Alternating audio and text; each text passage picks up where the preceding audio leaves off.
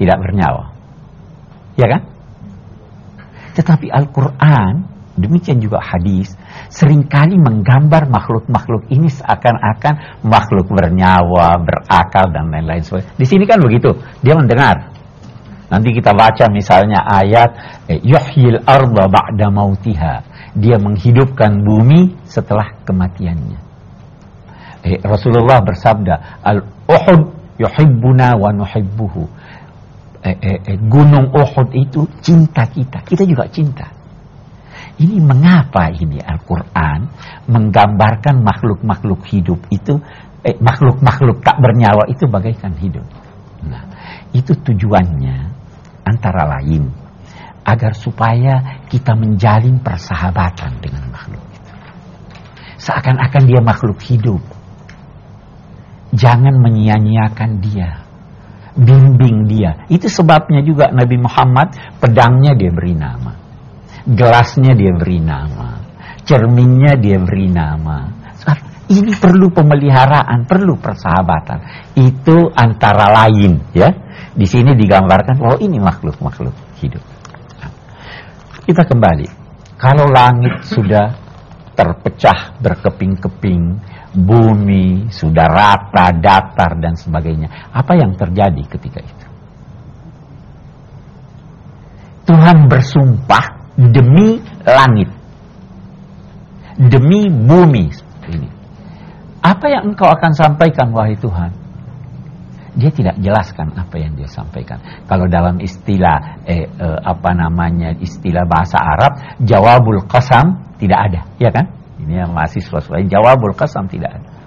Sebenarnya sengaja tidak disebut apa yang terjadi ketika itu karena kalimat-kalimat tidak bisa menggambarkan apa itu.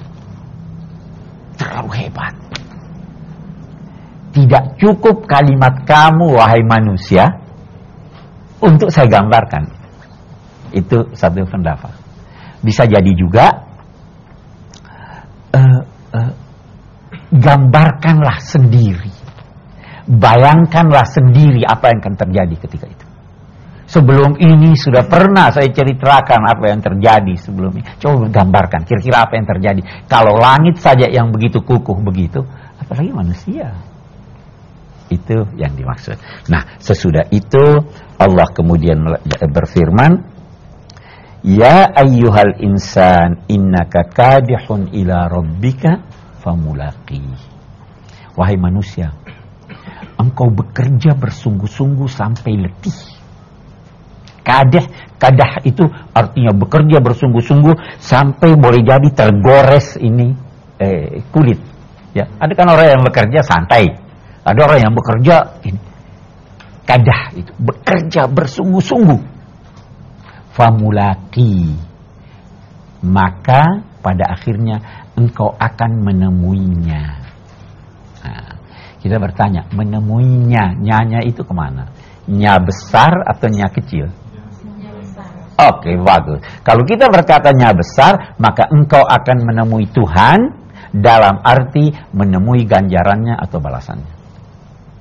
Tapi kalau saya berkata nya kecil, menemuinya, menemui amalan kamu yang kamu kerjakan dulu, ya kan? Menemui amalan kamu, menemui amalan ini bisa jadi diartikan. Dulu beberapa episode yang lalu saya pernah gambarkan bahwa di hari kiamat itu amal kita akan hadir. Yauma tajidu kullu nafsin ma amilat min khairin muhdara, hadir. Dilihat, oh ini dulu saya kerjakan ini. Seperti rekaman. Nah, itu itu dulu saya di pusat studi Al-Qur'an ada tuh. Kan ditemukan di akhirat bisa begitu. Bisa juga menemui ganjaran dan balasannya. Ganjaran dan balasan amal kamu. Oke. Kita kembali. Tidak ada manusia di permukaan bumi ini yang tidak letih. Jangan duga orang yang bergelimang harta kekayaan tidak letih. Paling tidak, jangan duga ada orang yang hidupnya senang terus. Boleh jadi orang yang tidak kaya lebih senang daripada orang yang kaya. Dia juga punya problem. Semua orang punya problem. Kita bergerak saja kita itu perlu tenaga. Paling tidak tenaga untuk melawan daya tarik bumi. Perlulah tenaga. Ini yang dimaksud. Innaka kadihun ila rabbika kadhan famulaqi.